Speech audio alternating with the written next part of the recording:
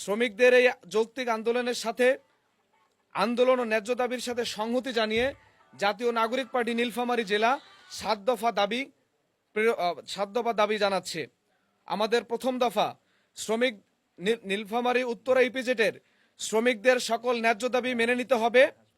দ্বিতীয় দফা, কর্মী ছাঁটাইয়ের ক্ষেত্রে কারখানাগুলোর সুনির্দিষ্ট নীতিমালা থাকতে হবে।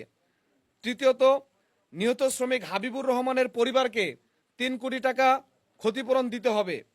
চতুর্থ, আহত শ্রমিকদের সুচিকিৎসা নিশ্চিত করে তাদের পুনর্বাসন করতে হবে।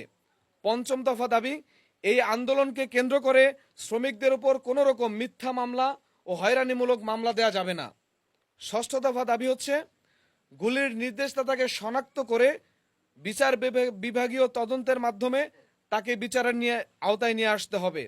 সর্বশেষ দফা দাবি হচ্ছে, মানুষের প্রাণনাশ ঘটে এমন কোনো মরণাস্ত্র নীলফামারী জেলার কোথাও কোনো জায়গায় আইন শৃঙ্খলা রক্ষাকারী বাহিনী ব্যবহার করতে পারবে না।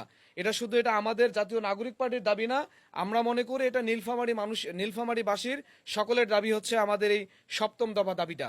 আপনার প্রিয় কাপড়ের যত্নে এলো এনজাইম সমৃদ্ধ Arik silver wash detergent powder 500 গ্রাম মাত্র 70 টাকা। প্রিমার্ক।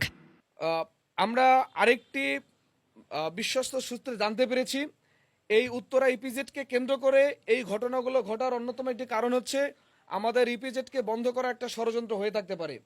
নীলফামারী ইপিজেড এটা উত্তরবঙ্গের মানুষের দীর্ঘদিনের আকাঙ্ক্ষার প্রতিফলন, আমাদের মানুষের অন্যতম একটা আয় রোজগারের এবং মানুষের উন্নতির অন্যতম একটা কারণ।